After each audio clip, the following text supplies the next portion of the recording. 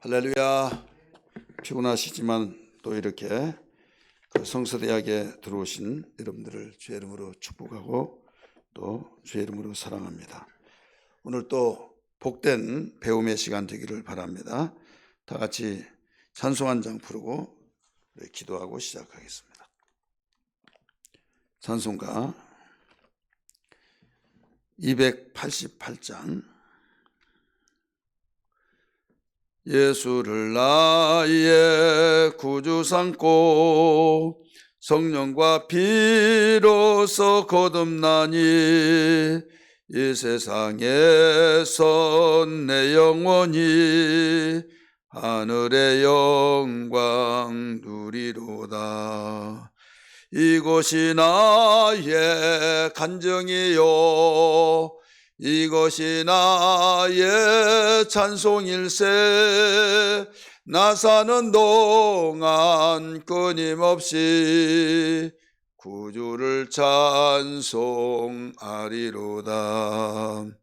온전히 주께 맡긴 내 영 사랑의 음성을 듣는 중에 전사들 왕래하는 것과 하늘의 영광 보리로다. 이것이 나의 간증이요 이것이 나의 찬송일세. 나 사는 동안 끊임없이 구주를 찬송하리로다. 주 안의 기쁨 누림으로 마음의 풍랑이 잔잔하니 세상과 나는 간 곳 없고 구속한 주만 보이도다. 이것이 나의 간증이요 이것이 나의 찬송일세. 나 사는 동안 끊임없이 구주를 찬송하리로다.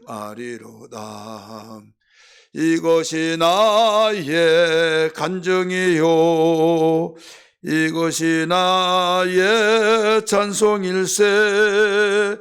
나 사는 동안 끊임없이 구주를 찬송하리로다.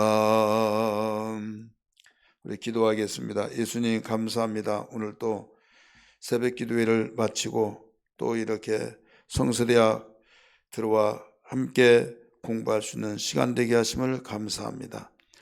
저희들 듣고 확신한 일에 거하고 또 그 확신 속에서 생활하기에 부족함 없도록 능력을 다해 주시며 유익하게 하여 주시고 범사에 능력 있는 삶이 되게 하여 주셔서 금생과 내세 우리에게 유익이 있다고 하신 말씀대로 되어지게 하여 주옵소서. 이 시간 피곤치 않게 하여 주시고 새 힘으로 강건케 하여 주셔서 잘 듣고 주의 흩어지지 않는 귀한 시간 되게 하여 주옵소서. 예수님 이름 받들어 간절히 기도하옵나이다. 아멘. 오늘 이와 같이 또 그 귀한 시간 들어오셔서 함께 하신 분들에게 다시 한번 주의 이름으로 기쁘게 생각하며 축복합니다. 우리 교재 104페이지, 제가 가지고 있는 교재는 104, 여러분들이 106페이지면 될 거예요. 그 B번 복음을 위해 고난을 받으라. 복음을 위해 고난을 받으라. 이 내용으로 시작을 하려고 합니다. 디모데 후서를 지금 공부하고 있어요. 이해를 돕기 위해서 도표를 좀 보시기 바랍니다. 103페이지, 어떤 분은 105페이지 한번 보세요. 개관 보면 순서가 서론부터 나오죠. 구성란의 서론, 복음과 수호, 복음의 고난, 복음의 인내, 복음과 선포, 결론. 여기에서 초점은 복음을 굳게 지키라, 복음을 위해 고난을 받으라. 이 초점 가운데 오늘 비번 여기를 지금 공부할 차례입니다. 오늘 디모데후서를 다 마치려고 생각을 합니다. 자, 그러면 우리 교재로 돌아가서 봅니다. 이 비번 복음을 위해 고난을 받으라. 우리 고난 받기는 싫어하죠, 모든 사람들이. 그래서 나에게 아무 일이 없고 평안하게 해주세요, 평안하게 해주세요, 이렇게 기도도 하고 그렇습니다. 우리는 그런 기도를 해야만 됩니다. 너희는 평안을 위해서 기도하라 또 말씀하셨죠. 또 평안을 위해서 빌라, 전도할 때 찾아다니면서 평안을 위해서 빌라고 그랬어요. 그런데 우리는 아래의 것이 뭐냐면 평안을 위해서 빌고 곧 기도하고 평안을 위해서 힘쓰고 있는데, 그렇게 되기를 원하고 있는데 고난이라고 하는 것이 따라온다 이거죠. 고난. 이 고난이 따라올 때 우리는 어떤 자세를 취하느냐. 왜 하나님 나에게 고난을 달라고 하지 않았는데 고난을 주십니까 하면서 내가 원치 않았던 것이 주어져서 원망하고 불평할 때가 있겠죠. 그러나 우리는 여기에서 누구나 좋든 싫든 무슨 이유에 연유해서든지 간에 여기에서 그 고난을 받는다는 자체가 나에게 감정이 있기 때문에 좋지 않죠. 이때 우리는 고난을 받을 때 하면서 생각을 되새겨 볼 수 있는 시간이 필요합니다.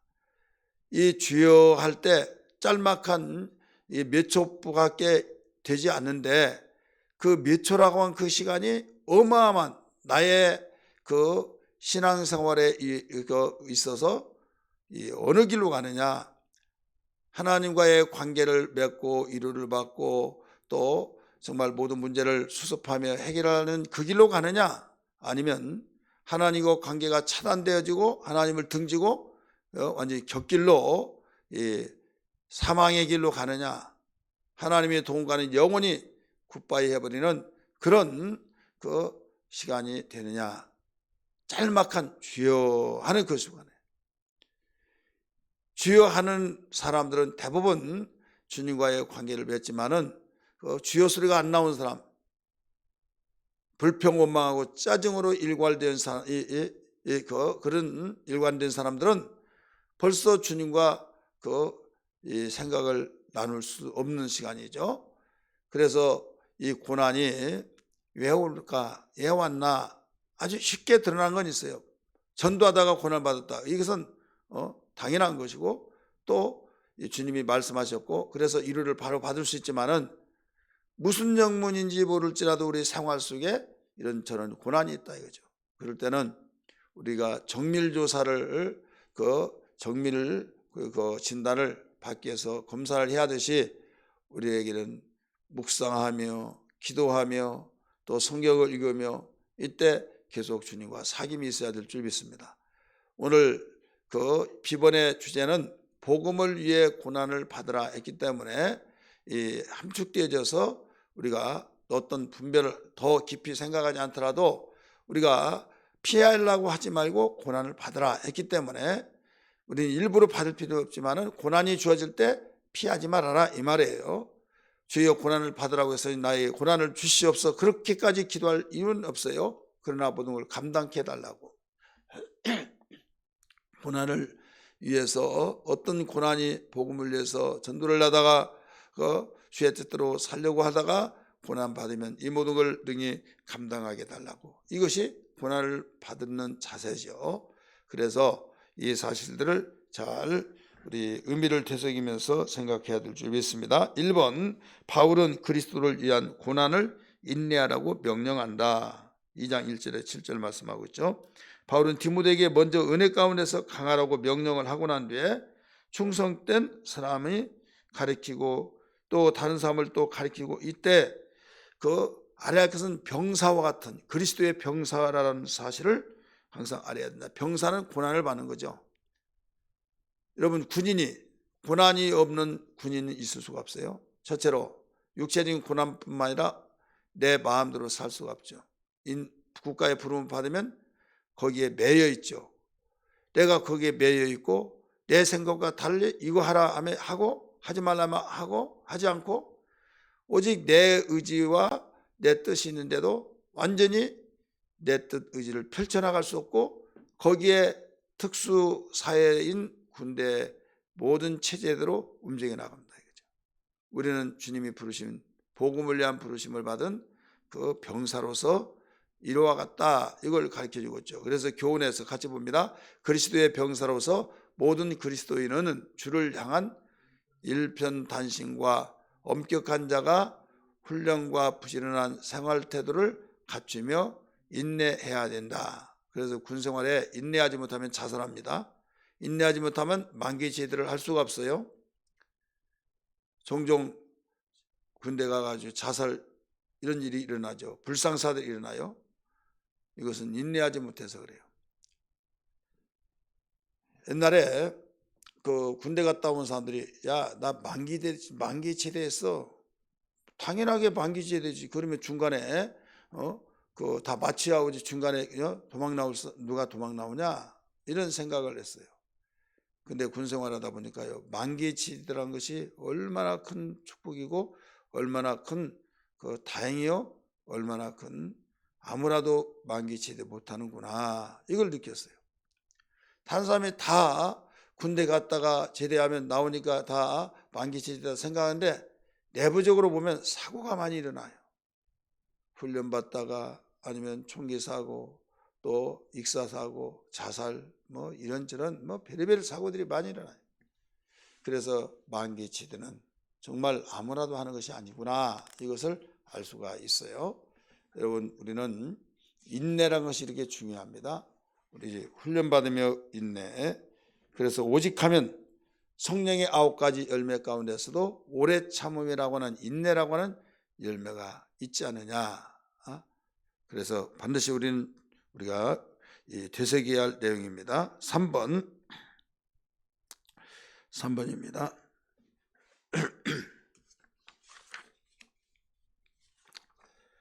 바울은 그리스도에 대한 말씀으로 고난받고 인내하는 자를 격려한다.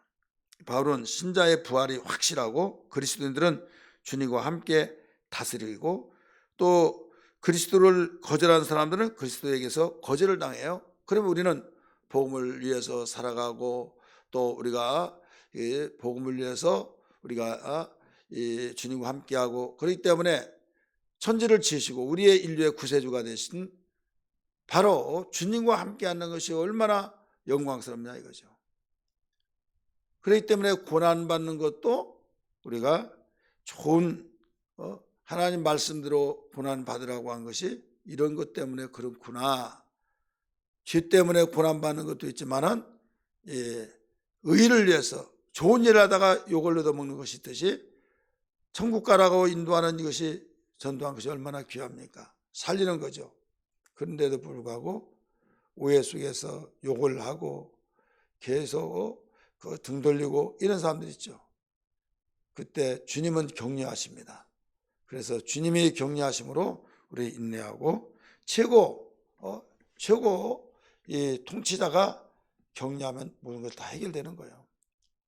여러분 너무 속상해서 살해하면 안 되나? 그런데 왕이 불러가지고 요사이에 너는 왜 그렇게 얼굴이 수심이 가득하냐?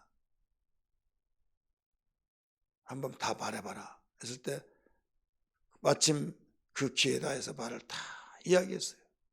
그랬더니 그러느냐 하면서 참 힘들었겠구나. 그러나 내가 그걸 다 인정한다. 안다. 이 왕이 다 아니까 너 힘을 내라 하면서 다독거려 준다면 누가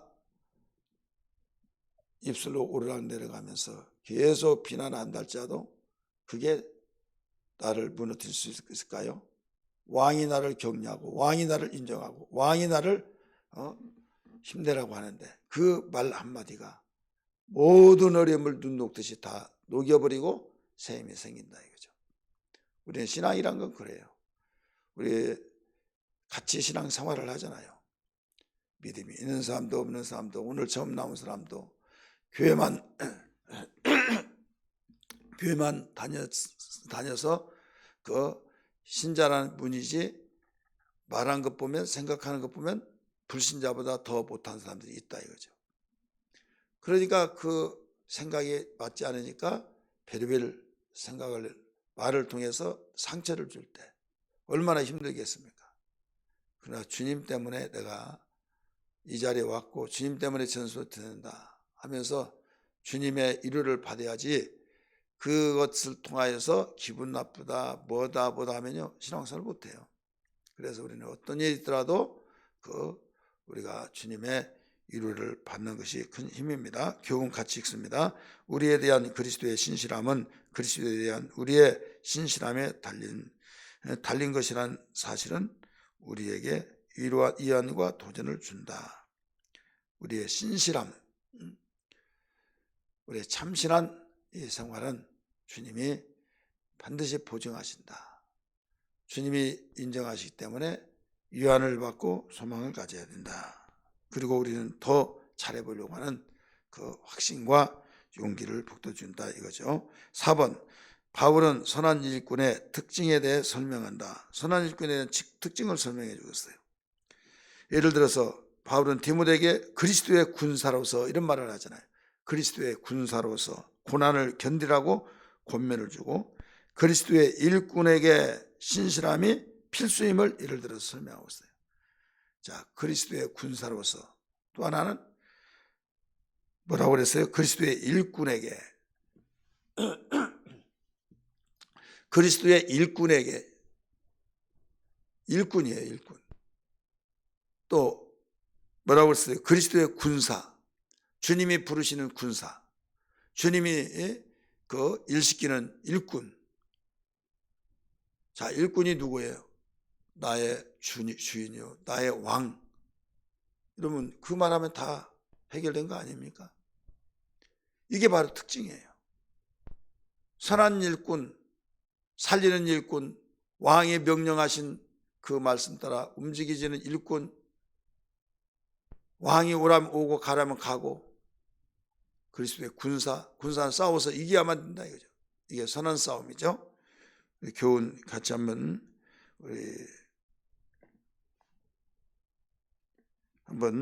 그 A번 한번 같이 할까요? 먼저 합니다. A번. 선한 일꾼은 말씀을 정확하게 다뤄야 한다. 선한 일꾼은 말씀을 정확하게 왜 정확하게 다뤄야 하느냐? 선한 일꾼이잖아요. 악한 일꾼이 아니라 말씀을 정확하게 우리가 알지 못하면 열심히 일을 했다고 자부하나 악한 일이 되는 거예요. 악한 일. 내가 선한 일이라고 생각하는데 잘못됐다고 하면 얼마나 속상할까요? 예를 들어서 열심히 인정 좀 받아볼 일했는데 이거 누가 했냐고. 제가 했다고. 제가 했다고 했는데 그 제가 했다고 하는 그런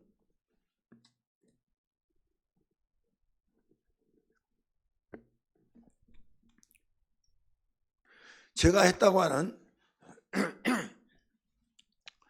그래서 인정을 받으려고 했는데 왜 이렇게 했냐고. 왜 이렇게 했냐고 하면 멍하죠. 왜? 나는 잘했다고 칭찬을 해줄 줄 알았는데 왜 이렇게 했냐고. 당신은 일한 것이 뭐냐? 당신은 가만히 있어준 것만으로도 일 도와준 거다. 그러면 얼마나 속상할까요? 막 감정이 북받쳐 오르겠죠. 왜 그런 일이 생기냐 이거죠. 주인의 뜻을 알지 못하고 또 이렇게 하라고 말했는데 건성으로 듣고 이렇게 할 것이다. 다른 사람 물어보면 또 물어보냐고 이렇게 말을 하고 그러니까 그냥 일을 했다 이거죠. 이때 나타나는 현상이에요. 그래서 우리는 어떤 일이 있더라도 우리는 정확하게 알아야 된다. 정확하게 하려면 하나님 말씀을 알아야죠. 하나님 말씀대로만 하면은 선한 일꾼이 되는 거예요. 다른 사람이 하기 싫더라도 선한 이것만이 하나님이 말씀하셨다, 가르쳐줬다 이 확신을 가지고 교과서대로 하면 야단 맞을 이유 없어요. 이 공무원들이 어떤 상담을 하면요, 책을 딱 펴놓고 거기에 다 뒤적뒤적 하면서 보라고 하면서 이 요구한 것을 할 수 없다. 내가 해주고 싶지만 이렇게 되었습니다 하면서 새치기에 대해서 아니면 읽어주면서 줄을 쳐가면서 이렇습니다. 안타깝네요. 근데 법이 이렇게 된 걸 어떻게 합니까?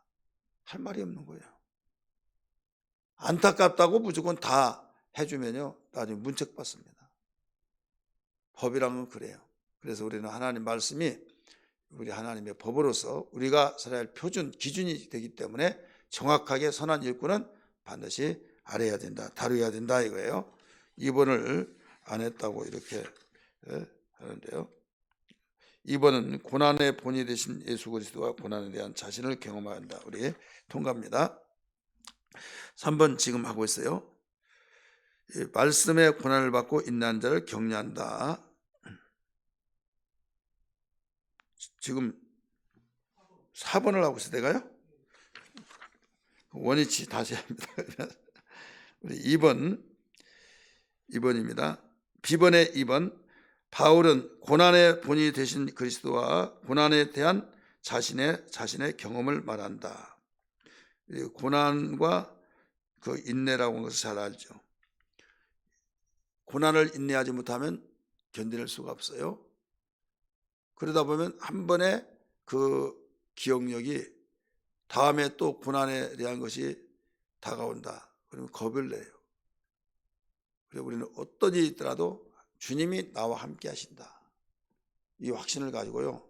죽고자 하면 살 것이요 살고자 하면 죽으리라. 그렇기 때문에 이걸 통과해야만 됩니다. 제가 40일 기도 첫 번째 했을 때 대한수도원 강원도에 한탄강인데 거기에 철원에 있는 대한수도원에서 40일 금식을 신학교 졸업하고 했어요.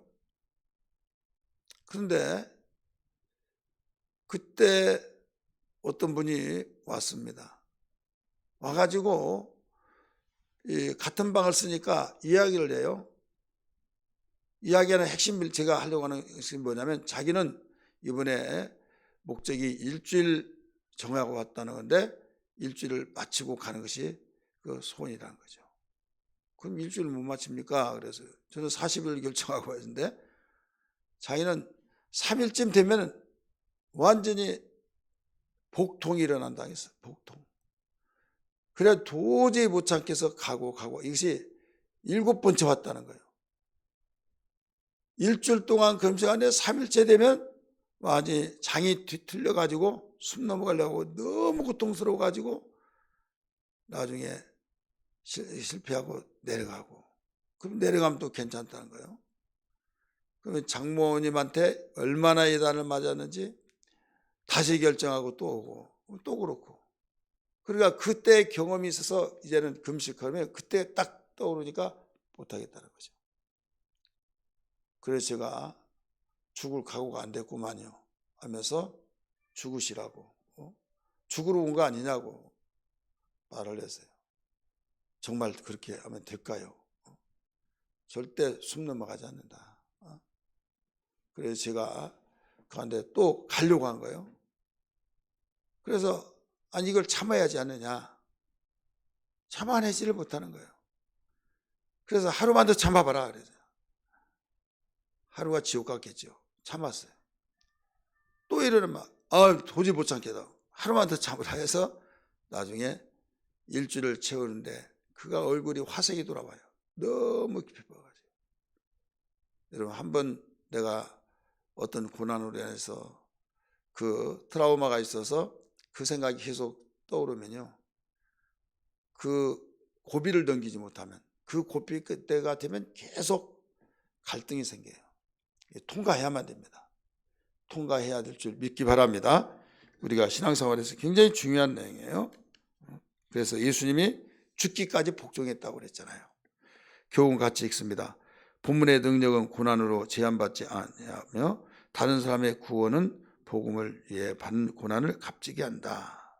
3번 바울은 그리스도에 대한 말씀으로 고난을 받고 인내하는 자들을 격려한다. 우리 교훈 같이 읽습니다. 우리에 대한 그리스도의 신실함은 그리스도에 대한 우리의 신실함에 달린 것이라는 사실은 우리에게 위안과 도전을 준다. 4번 바울은 선한 일꾼의 특징에 대해서 설명한다. 우리 설명했죠. 2번 정확하게 다뤄야 된다 말씀드렸어요. 교훈 같이 읽습니다. 진리에 떠난 가르침은 파괴성과 무용성을 초래한다. 말씀 사역자는 항상 말씀을 정확하게 다룸으로써 신자들은 옳은 믿음으로 인도해야 할 책임이 있다. 말씀을 떠난 가르침, 파괴성과 무용성을 초래해요. 지금까지 해놓은 것이 다 무효가 되어버린 거예요. 또 억울하잖아요. 그 말씀대로 가르치는데 이게 뭐야 막 하면서 속상해가지고 그냥 본전이면 괜찮아요. 완전히 죄가 되어버려서 범죄했다. 그러면 얼마나 이건 너무 파괴적이죠. 내 신앙을 파괴시키고 또 서로 감정에 골이 깊어서 이래서 문제가 생긴 거죠. 우리는 예수 믿는 사람은 교회 안에서는 질서가 있어 주의족이 있고 부교육자 사역자들이 있고 또 셀장이 있고 막 이렇게 해서 그 직분자들이 있어서 이런 것이라고 이야기할 수도 있지만은 세상에 나가면 여러분 지도자예요. 믿으시길 바랍니다. 믿지 않은 사람들에게는 지도자다 이거죠. 그래서 정확하게 말씀을 다루면서 알아야 된다 이런 말씀을 분명히 우리는 기도마 드려야 될 줄 믿습니다. 비번 선한 일꾼은 순결의 삶을 추구해야 된다. 바울은 여러 가지 종류의 그릇에 예를 들었어요. 주인에게 필요한 것은 깨끗한 그릇임을 강조하고 있어요. 더러운 천한 그릇과 관련을 맺지 말고 자신을 깨끗하게 하면 귀 쓰는 것이 된다 이거죠. 자, 바빠요. 바쁜데 그것을 씻어가지고 쓰면 그 시간이 되지 않아요. 그릇 볼 때 깨끗한 것을 쓰겠어요? 더러운 것을 쓰겠어요? 깨끗한 그릇이죠. 그래서 이 부분을 가르쳐 주면서 우리는 순결해야 된다 이걸 가르쳐 주고 있어요. 자, 교훈 봅니다. 105페이지 제가 가지고 있는 교재 어떤 분은 107페이지가 될 수도 있어요. 정욕은 대항하여 싸우는 것이 아니라 피하는 것이 상책이다. 순결한 삶을 지키기 위해서는 순결을 추구하는 자들과 함께한다. 여기에 끼리끼리란 말이 있죠. 그래서 우리는 순결을 추구하는 사람들과 함께하면 우리 그 이야기로 화제로 가게 되는데 그렇지 않으면 그쪽 화제로 돌아가다 보면 내가 기준이 설정되지 않아요. 나만 그래 다 그렇다. 그래서 우리는 이런 부분을 우리 잘 하나님 말씀의 기준을 선정하고 우리 거기에 순결을 지켜야 된다. 10번 선한 일꾼은 신실한 태도를 지녀야 된다. 바울은 디모데에게 다툼을 일으키고 어리석은 무식한 변론을 피하라는 거예요. 어떤 사람은요, 이 교회가 아니더라도 사회생활을 하면서 이 공동체에서 막 성질을 내고 이런 사람이 있어요. 우리 성질을 내는 것은 옳고 그르고 떠나서 이건 성질 내는 사람이 잘못한 거예요. 원인을 제공을 했든 안 했든 그것은 두 번째 문제예요. 근데 내가 괜히 성질을 냈나 상대가 이렇게 했으니까 우리 좋은 말로 할 수도 있잖아요. 그래서 이 세상은 폭력이 먼저 행사됩니다. 그러나 인격적인 면에서 갖춘 사람은 신사적으로 말로 이야기합니다. 우리는 교회는 더 그래야겠죠. 그래서 선한 일꾼은 무익한 다툼을 피하고 우리가 온유함과 인내로서 모두 대하는데 그러려면 인간의 감정이 있는데 한계를 느낄 때가 있어요. 그래서 기도하라는 거예요. 기도하고 하나님 내 마음을 다스리고 생각을 다스려서 온유하고 겸손한 마음을 주옵소서. 우리가 평상시에 기도를 해야만 됩니다.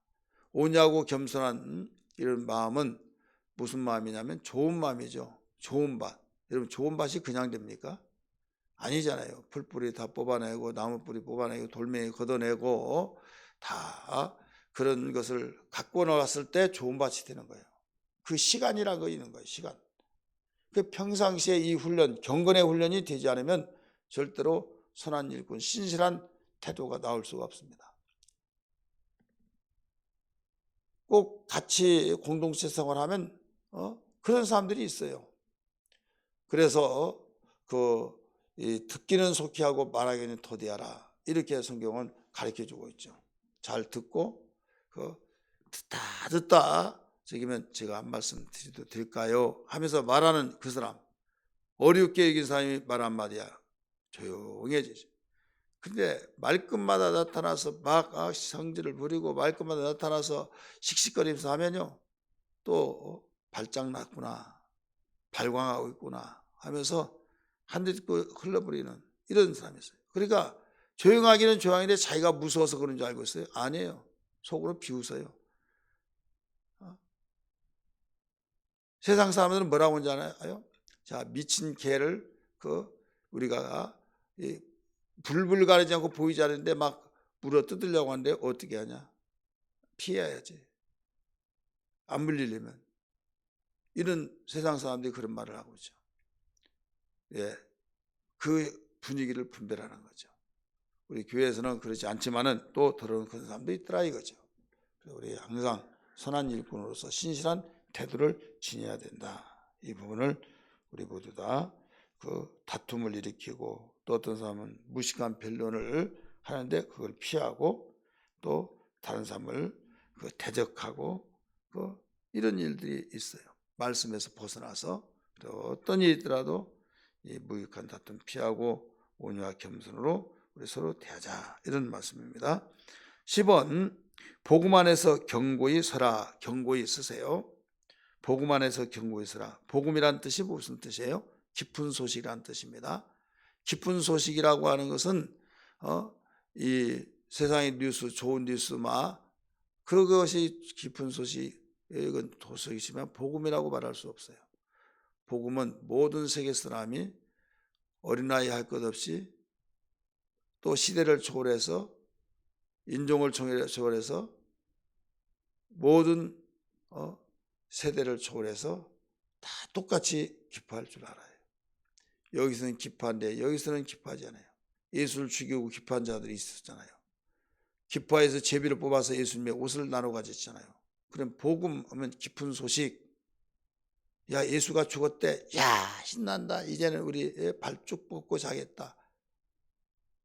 우리가 하는 것을 사사건건 걸고 들어가면서 잘못했다 하면서 독사의 자식이라고 하지 않나, 아니면 화 있다고 하면서 저주를 퍼붓지 않나 막 하면서 시원하다 막 그래 막 하면서 파티가 일어나고 그 사람이 좋잖아요. 그런 사람이 없어졌으니까. 예수가 죽었는데도 한쪽에서는 울고 있는데 한쪽에서는 좋아라고 한다 이거죠. 그러면 깊은 소식이가 그 사람에게 복음이겠네요? 아니다 이거예요. 복음이란 것은 모든 세계 사람들이 어떤 시대에 태어나서도 어떤 상황 속에서도 민족을 초월해서 똑같이 다 기뻐해야 된다 이거죠. 세상에 그런 것이 어딨냐? 예수님의 말씀은 그렇다 이거죠. 그래서 하나님 말씀이 복음이다 이거죠. 그 복음도 하나님 말씀도 아들 독생자 보내신 가운데 예수님이 오셔서 그 입으로 전하신 말씀이 복음이다. 그래서 그 복음 안에서 견고하게 서야 된다. 이것을 바울은 디모데에게 강력하게 가르쳐주고 있는 거예요. 그래서 우리는 어떤 일이 있더라도 이 복음 안에서 견고히 서 나가야 될 줄 믿습니다. 근데 그 내용이 디모데후서 3장 1절에서 17절인데 여기에서 1번 봅니다. 바울은 말세의 증상을 설명하며 진리를 대적하는 자에 대해 말한다. 말세, 세상 종말, 끝나는 때에 이 말이에요. 뭐든지 시작이 있으면 끝이 있죠.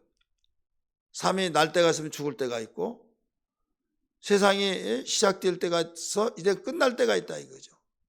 종말은 개인의 종말, 끝이 종말이라는 거죠. 민족의 종말, 세대의 종말 다 있지만은 여기서 종말은 그런 전쟁에서 그 나라가 없어졌다. 페르시아 제국이 없어졌다. 그러면 종말을 맞이해서 없어져서 끝이 났어요. 그건 민족의 종말이지만은 여기의 종말은 온 세상 종말을 말하고 있어요. 온 세상의 종말. 강한 나라도 약한 나라도 부자 나라도 가난한 나라도 세상의 지구촌에 있는 모든 나라가 모든 것이 끝이 나버린 거예요. 이럴 때에 이 말세라 이렇게 말합니다. 말세 증상을 설명하면서 진리를 대적한 자에 대해서 우리는 설명을 하면서 여기에서 경고히 서야 된다 이거죠. 왜? 이놈의 세상 애비도 없이 뭣도 없이 막 이 완전히. 그러면 또 어떤 사람들은 지금 세대를 몰랐어요?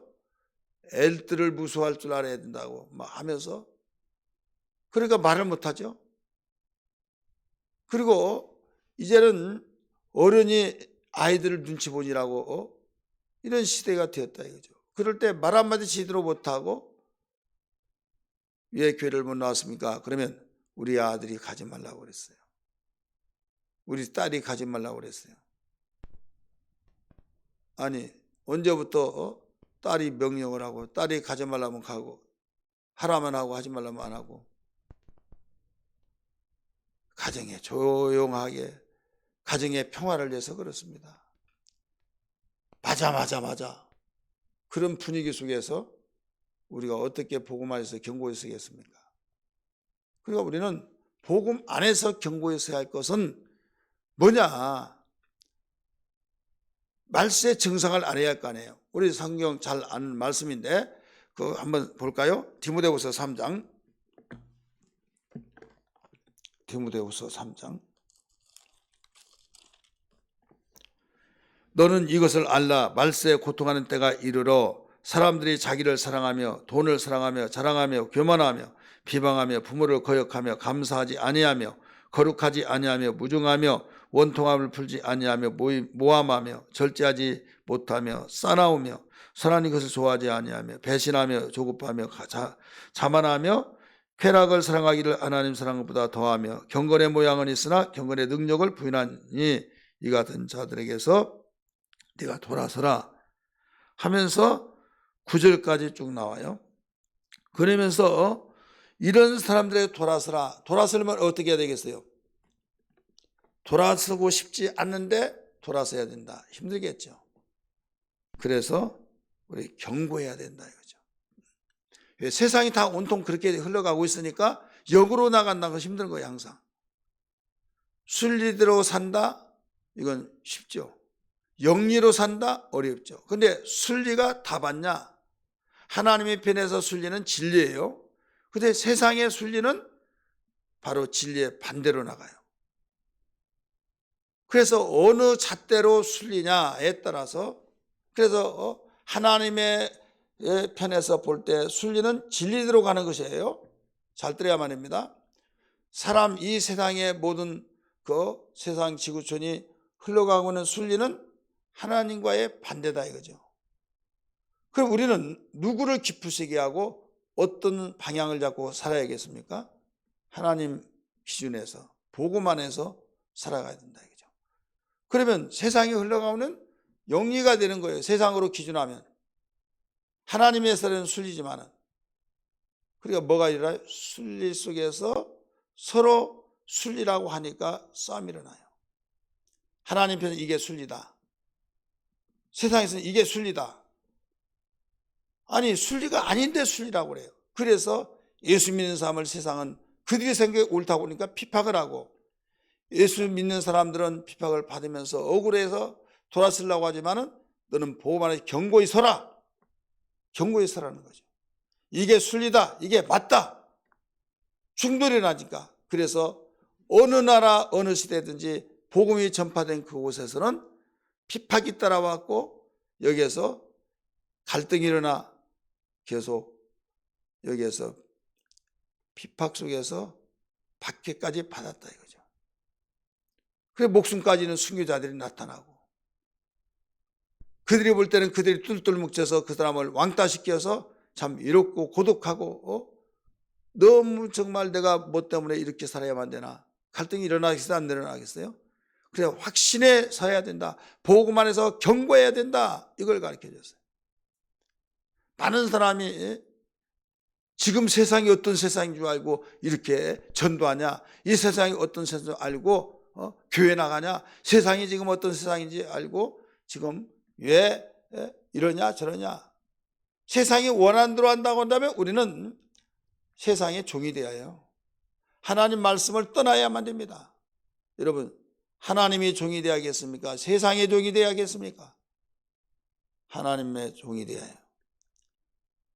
하나님 말씀에 순종한 자가 되어야 된다 이거죠. 그러면 하나님이 귀하게 사용한 걸 믿기 바랍니다. 오늘 새벽에도 말씀드렸지만 다니엘 보세요. 다니엘 6장까지 보면요, 거기에 보면 불로온들이 박힌돌을 뺀다. 그래 우리 철회해 버리자. 죽이려고 한시법을 만들어서 결국은 그 다니엘을 죽이려고 했잖아요. 왜? 저들 때문에 우리가 설 자리가 없다. 결국은 한시sek법 만들어서 사자구석에 던졌잖아요. 그래도 굽히지 않잖아요. 절대로 도장이 찍힌 걸 알고, 자기를 죽이려고 하는 도장을 찍힌 걸 알고도 변함없이 하루에 3번씩 예루살렘을 향해서 창문을 열어놓고 기도했다 가르쳐줬잖아요. 복음 안에서 견고히 서는 신앙이 효과가 같습니다. 왜? 이것이 옳으니까. 왕이 정해주는 음식을 먹지 않고 포도주를 마시지 아니한 것은 자기를 더럽히지 않기 위해서 그랬다. 이건 견고하게 섰다 이거죠. 바보 같잖아요. 그런데 하나님이 원하시기 때문에 견고하게 섰는데 그들이 볼 때는 웃음거리가 되어버린다 이거죠. 결과는 누가 이겨요? 복음 안에서 견고히 선 자가 이긴 걸 믿기 바랍니다. 교훈 같이 읽습니다. 시작. 진리를 떠난 잘못된 가르침은 잘못된 사랑, 이기적인 태도, 악한 행위를 낳으며 도덕적 탈선과 멸망에 이르게 한다. 우리 알아야 될 줄 믿습니다. 할렐루야.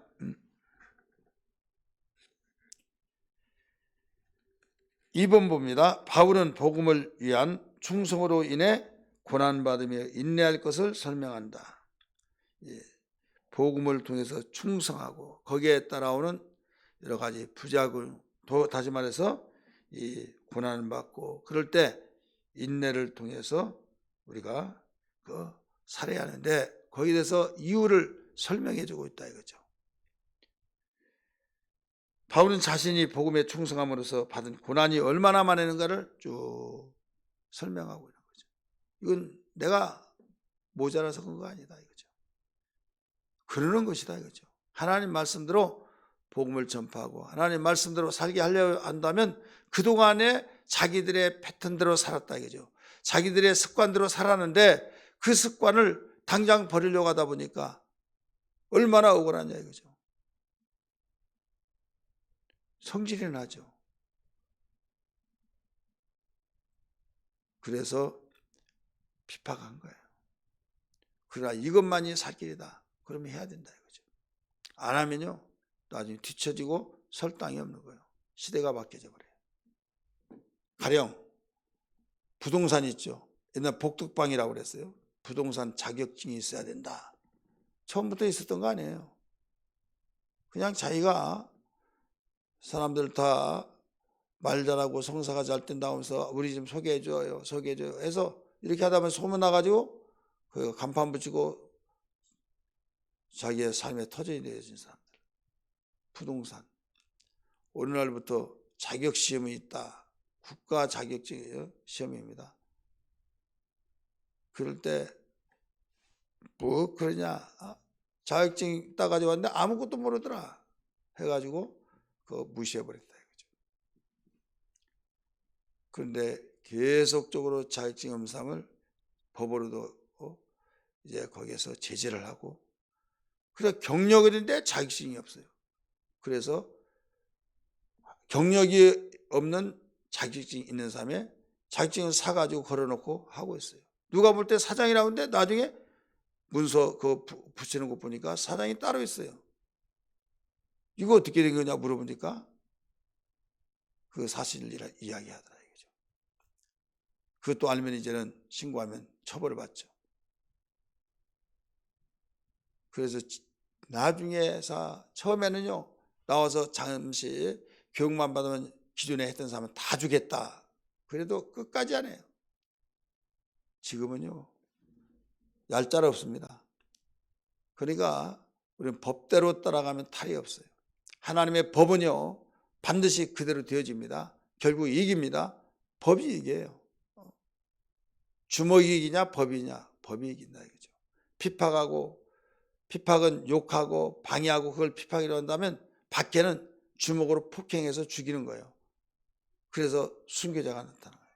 그들이 이겼다고 생각하죠. 그 순교가 일어나면 거기에서 싹이 나서 더 많은 사람이 구원받고 더 많은 사람이 예수 믿고 이렇게 되어지죠. 그렇기 때문에 우리는 복음을 위해서 충성하는데 인내해야 할 수 있는 그런 사람이 있는데, 고난을 받으면서도 보람을 느끼라. 내가 고난받는 것이 다른 사람이 행복이 될 것이다. 이걸 생각해 보라는 거죠. 우리 교훈 한번 읽을까요? 시작. 박해로 인한 고난과 인내는 경건한 자들에게 따르는 표적이다. 만약에 경건한 사람이 박해가 없다, 이것은 둘 중에 하나예요. 그 지역에 있는 사람들이 다 경건해서 건견해서 복음을 전하고 하나님 뜻대로 살려고 하는 사람이 가득가득 채워지고 그 모든 공동체가 그렇게 똘똘 뭉쳐진 그 세계 속에서는 박해가 없어요. 그런데 복음이 없는 불모지 같은 황무지 같은 불신세계 사회 속에서 복음의 말씀대로 살려고 하면 반드시 나타난 표적이 있어요. 그게 뭐냐면 뭐겠어요? 이게 박해예요. 표적이란 뭐예요? 표식이에요. 쉽게 말해서 표적에 드러나는 거예요. 눈으로 볼 수 있는 증거. 경건한 자들에게 나타난 증거가 된다 이겁니다. 3번, 바울은 배우고 확실한 일에 구하라고 말하며 삶을 변화시키는 것을 강조한다. 바울이 디모데에게 거짓 교사들을 박해와 그에 따른 고난에도 불구하고 흔들지 말아라. 지금까지 배웠던 게 확신을 가지고 진리 안에서 네가 거해야 된다. 이걸 강력하게 가르쳐주고 있죠. 교훈같이 읽습니다. 삶을 변화시키는 살아있는 하나님의 말씀만이 어떤 박해와 고난에도 흔들리지 않는 믿음을 제공한다. 삶을 변화시키는 살아있는 하나님 말씀만이 어떤 박해 속에도 어떤 고난 속에서 흔들리지 않은 믿음을 제공해주고 있다. 그래서 하나님 말씀에 확신을 가하고 살아야 된다. 이 말씀이에요. 왜 그런가 하면 성경은 하나님 말씀이고 하나님 말씀은 하나님의 말씀이기 때문에, 하나님 말씀하신 그 내용이기 때문에 하나님이 책임져 주시기 때문입니다. D번, 복음을 항상 쓰세요. 항상 전파하라. 복음을 항상 전파하라. 듣더니 아니더니 항상 전파하라는 거예요. 1번, 바울은 복음을 전파하며 직무를 다하라고 명한다. 복음을 전파하는 직무, 우리 맡겨진 사명이기 때문에 직무죠. 손님은 직무가 없어요. 그 집에 가면. 근데 그 직무, 그 집에 있는 사람은 내가 오늘 어디 가야 할 약속이 있기 때문에, 또 직장에 가야 하기 때문에 나오잖아요. 그렇게 하고. 왜? 자기가 하고 있는 일이 있다 이거죠. 그게 직무예요. 손님은 모든 걸 포기하고 그 집에 손님으로 가니까 직무가 없어요. 손님의 직무라고는 목적을 가지고 성사시켜 온다면 그것도 직무가 될 수 있죠. 직무겠죠. 그러나 그냥 보고 싶어서 왔다 온 것은 직무가 아니죠. 자, 교훈 봅니다. 하나님 앞에서 모든 목회자의 가장 큰 책임과 사명은 지속적으로 말씀을 전파하는 것이다. 그렇죠? 그래서 죄 중에 가장 힘은 어디에 있느냐? 바로 전파의 직무에 있는 거예요. 사람이 일이 얼마나 행복한지, 일거리가 없으면요 편할 걸로 생각하지만은 얼마 볼까요? 사람이 일거리가 없으면요 빨리 늙습니다. 없는 병도 생깁니다. 일거리가 생기면요 행복하고 뿌듯하고 또 기쁘고, 또 일거리 하러 갈 때 내가 그냥 나 혼자 하면 모를지라도 같이 하는 그 일거리 속에서는 예의를 지키기 위해서 단정해야겠고 모든 것들을 준비하고, 그러니까 그 가꾸는 이것이 아름답게 보이고. 근데 일거리가 없으면요 퍼질 대로 퍼지고 또 둥글다가 때 되면 밥 먹고 그러면 옆으로 커지고 결국은 여기저기 다 예면을 당한다 이거죠. 여러분 교회 안에서도요, 일거리 없어서 빈둥빈둥 여기저기 왔다 갔다 시간이 지루하고 얼마나 불행해요. 시간이 금방 간 사람이 있고 지루한 사람이 있는데 만약에 지루하다고 하는 사람은 일거리가 없는 거예요. 그래서 일거리를 찾아서라도 해야 될 줄 믿습니다. 아멘 좀 하십시다. 할렐루야. 여러분 가장 큰 책임과 사명. 그래서 목사님들도 목회 안 하면 편한 걸로 생각하는데 목회 안 하면 바로 거기에서 도태되기 시작해요. 설교자가 설교를 하지 않으면 여러분 얼마나 힘든지. 안에서 편안을 느끼려고 생각하는데 안 하면 더 힘들어요. 내적 속에서 힘들어요. 목회하면서 설교를 하고 가르치면 힘든 것 같은데 속에서 기뻐요. 보세요. 오늘 저 같은 경우 밤새도록 여기에 철회했습니다. 또 여기에 새벽기도 인도했습니다. 또 이렇게 가르칩니다. 그 다음에 지방에 오늘 갔다 와서 또 전도해야 해요. 그러면 얼마나 힘들까라고 하는데 저도 사람이지라 전도는 오늘은 좀 안 나가면 좋겠다라고 하는데 좋은 습관 길러내기 위해서 하나님이 시상 명령이니까 갔다 오면요 복음을 증거하면서도 너무 기뻐요. 기쁨이 나를 살린다 이거죠. 그래서 우리는 어떤 일이 있더라도 힘들지만은 여러분 내가 하나님이 원하신 일을 직무를 감당하고 사명을 감당하면 또 복음을 전파하면 우리 속에서 기쁨이 있다는 걸 믿기 바랍니다. 그래서 전도자는 모두 공통점은 기쁨이 있어요. 기쁨이 있다는 건 뭡니까? 절망, 슬픔을 쫓아내고 바로 우리를 해치는 바이러스들을 다 죽이는 일이에요. 우리를 유익하게 해주는 바이러스는 우리를 더 즐겁게 만들고 행복하게 만들어서 일이 잘 되게 된다 이거죠. 그래서 일 속에 행복이 있는 것을 알아야 될 줄 믿기 바랍니다. 네, 몇 번 보시고 하면 2번 바울은 자신의 복음 전파에 대한 충성을 설명한다. 충성. 바울은 자신에게 주어진 복음 전파의 사명을 충성스럽게 바친 것에 대해서 이야기를 잘 해주고 있어요. 교훈같이 봅니다. 복음을 위해 충성스러운 삶을 산 자에게는 그 무엇도 견딜 수 없는 하늘의 보상이 주어진다. 보상. 3번 바울은 그의 삶에서 사람들을 통해 하나님의 선하심을 하나님의 신실하심을 상기하며 하나님께 영광을 돌린다. 이 삶에서 우리가 신실함을 통해서 하나님께 영광을 돌린다. 착한 행실로 하나님께 영광을 돌리라. 예수님이 마태복음 5장에서 가르쳐줬죠. 착한 행실. 착한 행실은 신실함이에요. 그래서 신실함을 통해서 우리 자신이 내 자신이 증거를 하고 있잖아요. 양심이 속이지 않고 있잖아요. 하나님이 중심을 보시기 때문에 하나님은 영광을 받고 계세요. 그래서 하나님이 기뻐하시면 하나님은 우리를 교제해 주시고 또 밀어주시고 도우시고 보호하시고 이런 현상들이 나타나죠.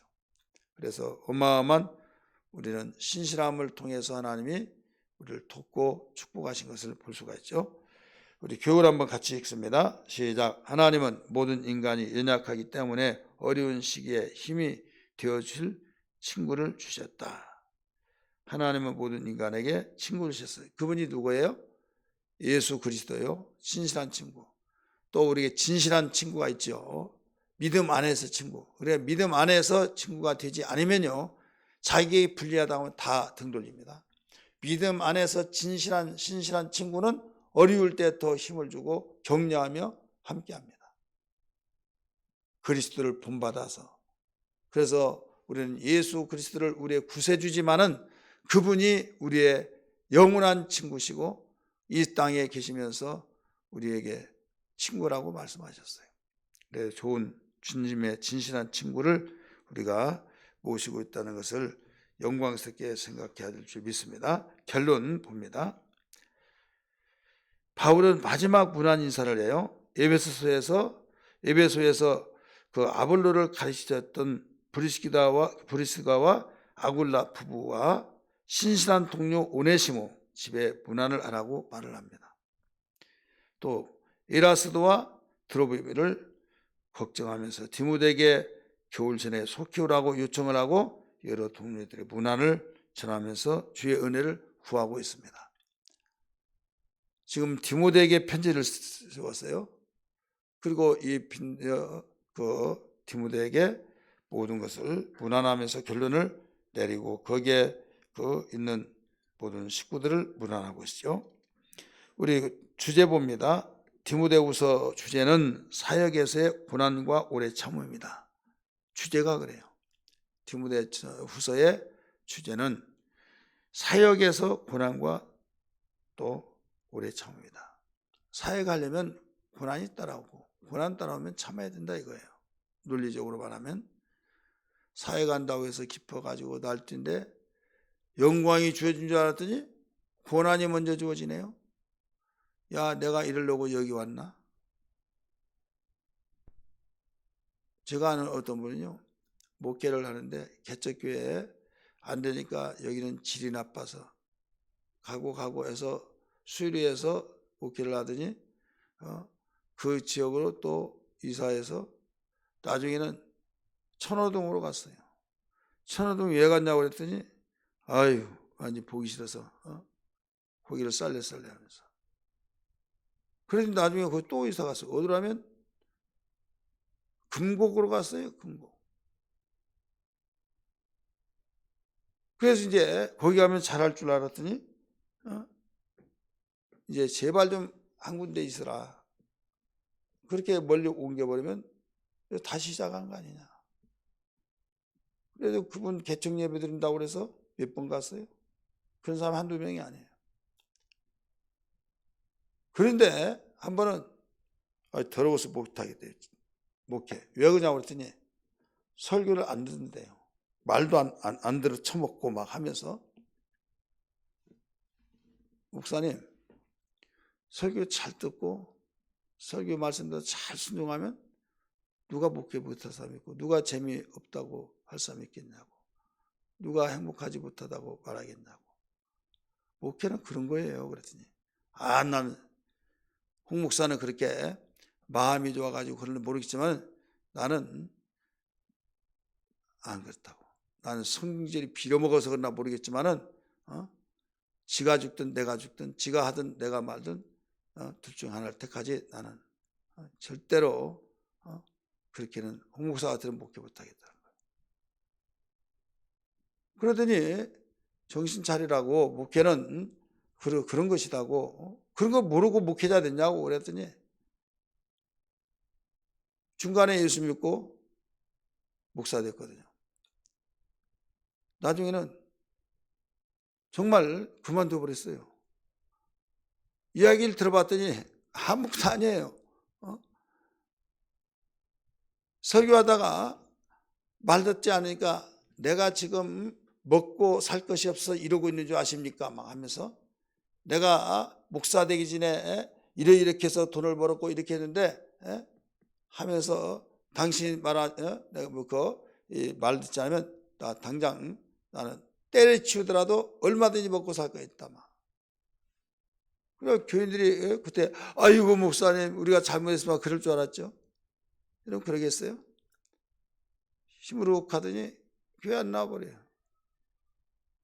또 자기도 때려치운다고 때려치웠어요. 그러고 있더라 이거죠. 그래가지고 이제 동기가 좋다고 그래서 그래도 어떻게든 목회하게 하려고 해서 이제 어디로 갔냐? 저 전라도로 가버렸어요. 전라도로. 그래 이제 만나가지고 목회하라. 그래서 제가 전라도에 계신 우리 목사님 알아서 목사님 여기를 좀 도와주시고 좀 밀어달라고. 알았다고. 그 사람 어떤 사람이야? 좀 이상하던데 성격이 이상한데 그 사람 고쳤으면 하나님도 쓰실 거예요. 그랬어요. 그랬더니 이제 찾아가서 홍순대 목사가 연락이 와서 왔다고 목회를 하라고. 그래서 그 지방에서 도와준다고 갔는데 가서 이제 어떻게 목회를 하실 거냐고 하면서 예? 나 목회하네요.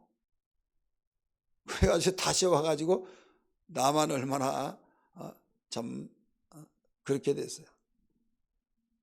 그러더니 뭐 하고자 하면 요양원 하고 있어요. 여러분, 목회라고 하는 것은, 우리는 사역이라고 하는 것은 고난이 따라요. 오래 참아야만 됩니다. 참. 그러면 꼭 목회만 그러냐? 사역이란 건 일이잖아요. 일. 직장에서 직장생활도 마찬가지예요. 직장에서 이 사람이 이거 하라 저거 하라 지시가 있잖아요. 일할 거리를 주잖아요. 그러면 내가 원하는 것만이 일을 하라는 거 아니잖아요. 내가 할 수 없는 것도 막 하라고 하면 못한다고 할 수는 없고, 말하자 보면 가르쳐주기 동료가 가르쳐주다가 계속 물으면 자기도 일을 해야 하는데 바쁜데 안 좋게 얘기잖아요.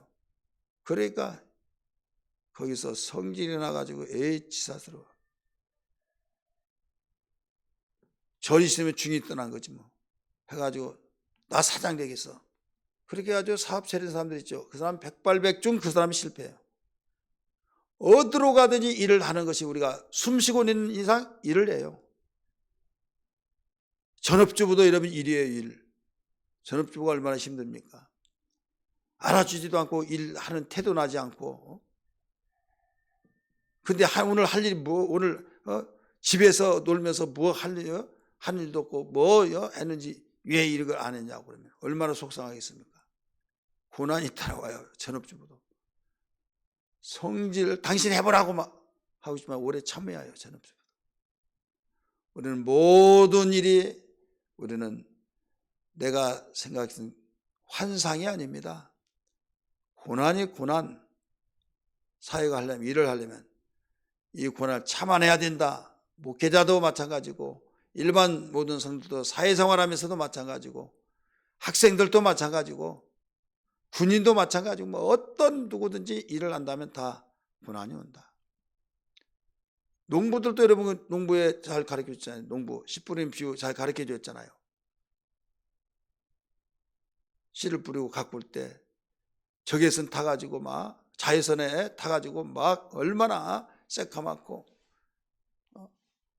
그런 가운데서도 참아내면서 농사 질 때 결국 그 기쁨, 그 감격, 열매 거두는 시간이 되어지죠. 목적보입니다. 107페이지 제가 가지는 교재. A번 우선적 목적은 바울이 디모데를 강건하게 하기 위함이다.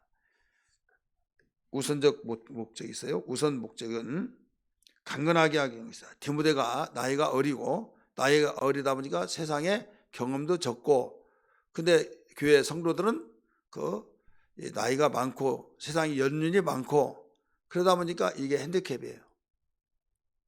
제가 개척할 때 젊어가지고 개척했으니까 거기서 가장 핸디캡이 뭐냐면 연세가 어떻게 되세요?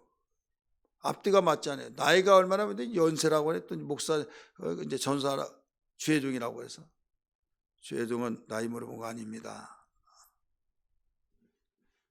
그런데 또 뭐라고 하면 들리면 내 아들뻘 된다고 하고, 내 동생뻘 된다고 하고, 그러니까 내 아들뻘 되니까 아무것도 모른다 이거죠. 동생뻘이니까 아래로 보는 거죠. 그러니까 굉장히 힘들었어요. 디모데가 그랬어요. 목회하면서 나이가 어리고 세상 경륜이 적고, 근데 믿음은 분명히 있고, 그래서 하나님 부름받아 종이 되는데 거기에 대해서 강건해야 된다. 그래서 강건함에 대해서 가르쳐주고 있어요. 두 번째 목적은 디모데를 호출하기 위해서요. 호출. 디모데를 빨리 보내라 이런 말이 나오잖아요. 바울은 될 수 있는 대로 빨리 디모데가 로마로 오기를 원했어요. 디모데후서 1장 4절, 4장 9절, 4장 21절에서 가르쳐주고 있습니다. 바울은 이루었고 죽기 전에 보고 싶었을 거예요. 그는 또한 자신이 들어와에 남겨둔 거독과 책과 마가를 필요로 했어요. 이제 순교의 날이 얼마 남지 않은 걸 알고 이제는 보고 싶어서 단순한 그의 이해를 중단하고 오라고 하는 그거는 의미에서가 아니라 와서 그런 한계가 있다. 그런 가르쳐준 한계가 있어요. 그래서 보았을 때 내가 숨 거두기 전에 낱낱이 가르쳐주고 싶은 그 심정도 있고, 그렇기 때문에 여기서 호출을 하기 위해서 디모데 후서를 썼다, 이렇게 목적을 우리는 발견할 수 있습니다. 핵심 구절 우리 같이 한번 읽을까요? 시작. 내 아들아, 그러므로 너는 그리스도 예수 안에 있는 은혜 가운데서 강하고 또 네가 많은 증인들 앞에서 내게 들은 말을 충성된 사람들에게 부탁하라. 그들이 또 다른 사람들을 가르칠 수 있으리라. 우리 3장 14절 17절 시작. 그러나 너는 배우고 확신한 일에 거하라. 너는 네가 누구에게서 배운 것을 알며 또 어려서부터 성경을 알았나니 성경은 능히 너로 하여금 그리스도 예수 안에 있는 믿음으로 말미암아 구원에 이르는 지혜가 있게 하느니라. 모든 성경은 하나님의 감동으로 된 것으로 교훈과 책망과 바르게 함과 의로 교육하기에 유익하니 이는 하나님의 사랑으로 온전하게 하며 모든 선한 일을 행할 능력을 갖추게 하려 함이라. 후서 4장 2절입니다. 너는 말씀을 전파하라. 때를 얻든지 못 얻든지 항상 힘쓰라. 범사에 오래 참음과 가르침으로 경책하며 경계하며 권하라. 이게 디모데후서의 핵심입니다. 핵심 구절입니다. 적용. 이 복음에 합당한 삶을 살며 복음으로 풍성한 삶을 살기 위해서 사도 바울이 주는 처방을 따라야 된다, 이거예요. 적용한 데는 풍성한 삶을 위해서는 처방을 해줬어요. 그러면 처방을 해줬으면 그걸 먹어야겠죠. 안 먹으면 아무 필요가 없는 거예요. 자, 처방은 정확한 처방을 위해서는 진단을 합니다. 진단을 하면 처방을 내려줍니다. 그 다음에 처방을 받아서 집으로 약을 가지고 왔으면 먹어야겠죠. 아무리 유능한 의사가 진단을 하고 처방까지 해줬다 할지라도 환자가 먹지 않으면 효력이 없어요. 먹지 않았기 때문에 아무 필요가 없다 이거죠. 먹어야 된다. 이게 적용이에요. 자, 하나님의 말씀에 대한 우리의 바른 태도로 삶의 성숙을 추구하라. 1번, 우리의 삶을 온전하게 변화시키는 성경의 속성을 알라. 우리의 삶을 온전하게 변화시키는 성경의 속성을 알라. 성경의 속성이 뭡니까? 2번, 우리에게 박해와 속임수를 다룰 수 있는 힘을 준다. 예수 믿고 핍박을 받고 고난받고 박해, 심지어는 순교의 장소까지 제공되어서 그 죽이려고 하는 그런 여러 가지 사건, 또 속이기 위해서 이용하려고 하는 그런 사건, 이런저런 사건이 있을 때 하나님께서 오직 우리가 성숙된 사람이 되어지면 이때는 이런 바른 자세를, 저런 때는 저런 바른 자세를 가지고 여유만만하게 모든 걸 대처해 나간다 이거죠. 이게 바로 성숙을 촉구하고 있는 거예요. 근데 성숙하지 못한 사람은 막 흥분돼 가지고 자기 성질에 본여 가지고 아까 이야기했잖아요. 이 성질 나니까 막 때려치워 버린다고 하고 막 그렇게 된 거예요. 성숙하지 못한 거죠. 나이는 성숙할 나이가 됐는데 행동을 보면 성숙하지 못했던 것. 그래서 이 디모데후서는 온전하게 변화시킨 일에 성경의 속성을 알아야 된다. 성경은 이와 같이 가르치고 있다 이거예요. B번, 우리를 구원에 이르게 한다. 결국은 구원에 이르게 된다. 영원 무궁토록 살 수 있는 영원한 구원을 가르쳐 주기도 하고 생활 속에서도 우리가 역전시켜서 구원의 역사가 나타나게 하시는 사건을 가르쳐 주고 있어요. 108페이지, 어떤 분은 110페이지가 된 분도 있을까요? 10번, 성경은 하나님의 감동으로 쓰여졌기 때문에 오류가 없고 전적으로 믿을 만하다. 이게 성경의 속성을 가르쳐 주고 있는 겁니다. D번, 성경은 교훈과 책망과 바르게 함과 의로 교육하기에 유익하다. 성경은 우리의 모든 삶의 영역 속에서 교과서입니다. 유익하다. 10번, 성경은 우리의 삶을 성숙하게 만든다. 그래서 성경대로 살면 성숙해져요. 성경대로 살면 굉장히 성숙해서 어른스럽죠. 제가 일찍 초등학교 때부터 성령 받고 이 성경의 말씀대로 살고 성경이 가르친 대로 살다 보니까 성숙하단 말을 많이 들었어요. 어른이라고 그랬어요. 어른. 물론 애들한테 왜 어른이라고 말하는 말도 좀 안 좋은 소리지만은, 그러나 성숙하다는 것은 좋은 의미에서 말할 때, 쟤는 몇 살이야? 먹을 만큼 먹었는데 그래? 이런 사람도 있죠. 나이값을 못한다는 거, 이건 성숙하지 못하다는 거예요. 두 번째, 성경에 대해 올바른 자세를 가져라. 우리 적용에 대해서 지금 가르쳐주고 있어요. 올바른 그 자세를 가져라. 올바른 쓰세요. 올바른 자세가 뭐냐? 성경에 대해 확신을 가지라 이거죠. 성경은 하나님 말씀으로서 텍스트예요. 그렇기 때문에 성경 말씀대로 되어집니다. 그래서 확신을 가지고 성경 말씀을 살아라. 올바른 자세를 가지라 이거예요. 이것이 올바른 자세. B번, 성경을 규칙적으로 읽고 묵상하라. 성경을 계속 읽고 묵상하면서 세상은 이럴지라도 하나님이 이렇게 말씀하셨구나, 이것만이 살 길이다 하면서 묵상하면서 되새기면서 우리는 회복이 되어지고 인도를 받고 하나님의 보호를 받아야 할 줄 믿습니다. 성경대로 살라. 성경 말씀으로 사람을 세우라. 가르쳐 지키게 하라고 그랬죠.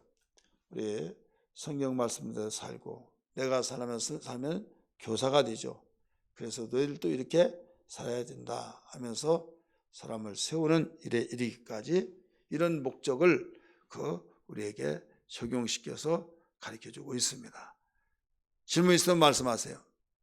어떻게 말합니까 목사님? 하면 문자를 넣어주세요. 카톡을 넣어주시든지. 우리 다 같이 기도하겠습니다.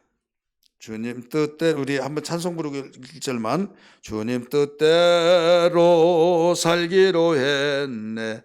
주님 뜻대로 살기로 했네.